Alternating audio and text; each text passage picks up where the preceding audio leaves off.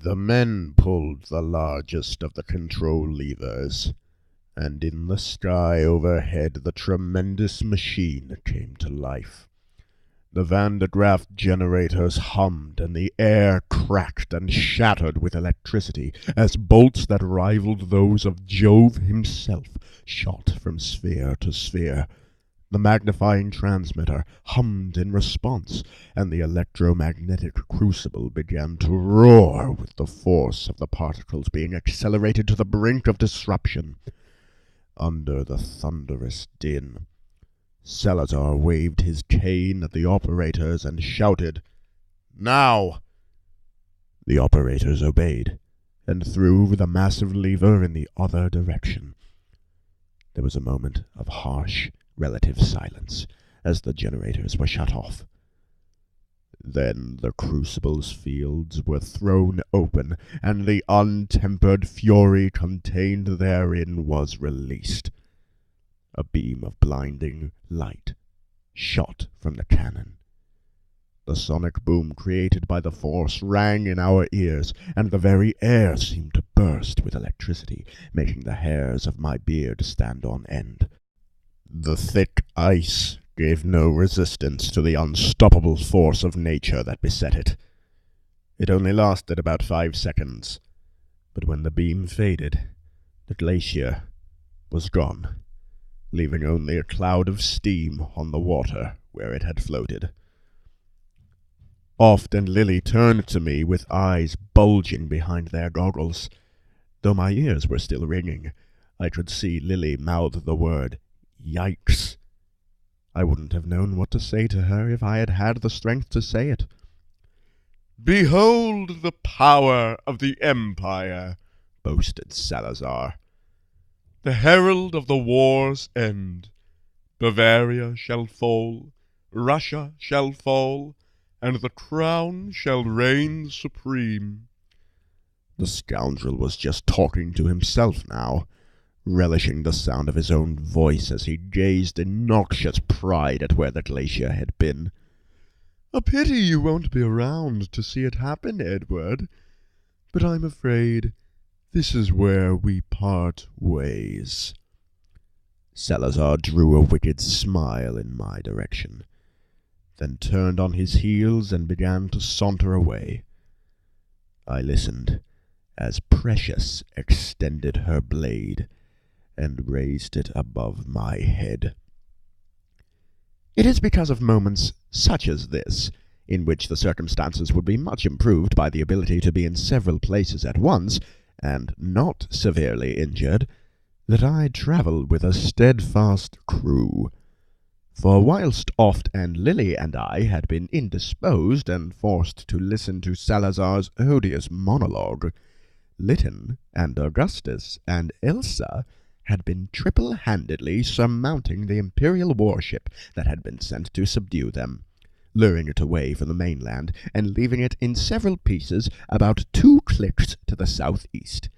A heavily armed vessel manned by 3 able-bodied aces will always best a heavily armed vessel manned by 6 dozen buffoons.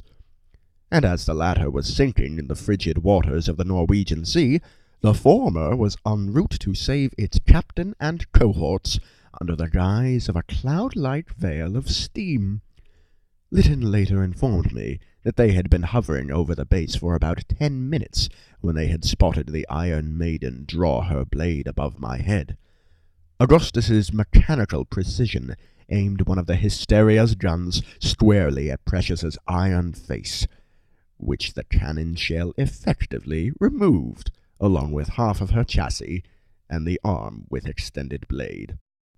Salazar spun about immediately at this sound to spot the Hysteria breaking through the steam veil and unleashing a barrage of suppressing fire from her guns. This provided just the diversion needed for Oft and Lily to incapacitate the soldiers guarding them, having picked the locks on their cuffs during the ascent of the cannon. "Kill them! Kill them all!" screamed Salazar as he slithered away from the conflict, tripping over his long cloak as he ran. The rows of armed soldiers rushed to exterminate us, but were effectively scattered by Elsa's skilled use of the Hysteria's bow Gatling turret. Though I could not tell for certain between the pain and the sound of gunfire, but I recall someone shouting orders to man the warships. Either that, or I inferred it from the soldiers' sudden rush for the airship hangar. Oft took this opportunity to run to my side and throw me over his shoulder. At the same time, Lily reclaimed the longboat from Salazar's drones by use of her large hand cannon. I was dangerously close to losing consciousness, as Oft carried me to the longboat and tossed me inside. Once we were aboard, Oft skillfully brought us up and about as Lily defended our ascent from another small wave of Salazar's iron drones. As we flew upward, I managed to lift my head high enough to look over the side of the longboat at the ground below. Salazar was nowhere to be seen, undoubtedly having buggered off back to the Phantom while the soldiers scrambled to board their 2 remaining warships. Reaching the Hysteria, Augustus and Elsa rushed to meet us on deck, whilst Lytton spun the ship about and began to put some distance between us and the base below, and the looming cannon overhead. Oft and Lily carefully moved me from the lifeboat to the deck, calling Augustus to fetch his med kit. It did not take long for him to deduce the cause of my turmoil. He drew from his kit a long pair of forceps, and with the utmost surgical precision, reached into my clockwork heart and withdrew the razor that retarded its movements. I must say that the jolt of excruciating agony that shot through my body and into my brain might have been the 5th most painful sensation I have ever experienced to date. But it was just the kick I needed. Instantly my heart resumed its normal rhythm, and I could feel my body regaining strength. As the pain subsided, I leapt to my feet and gave the good doctor a gracious embrace, at which he took umbrage. Having recovered my madcap vigor, I ordered battle stations and rushed portside to survey the valley below. To my surprise, the 2 Imperial warships had not yet taken off. They had not even left the hangar. Puzzled, I took my spyglass from the tool belt and scanned the base for signs of movement. Initially my eye was drawn to the stern of the Phantom, wherefrom scores of iron drones were spewing forth and rapidly approaching the Hysteria on back-mounted steam jets. I gave command to man the guns, to which Oft, Augustus, and Lily responded. Oft on the stern Gatling turret, Augustus and Lily on the port and starboard cannons.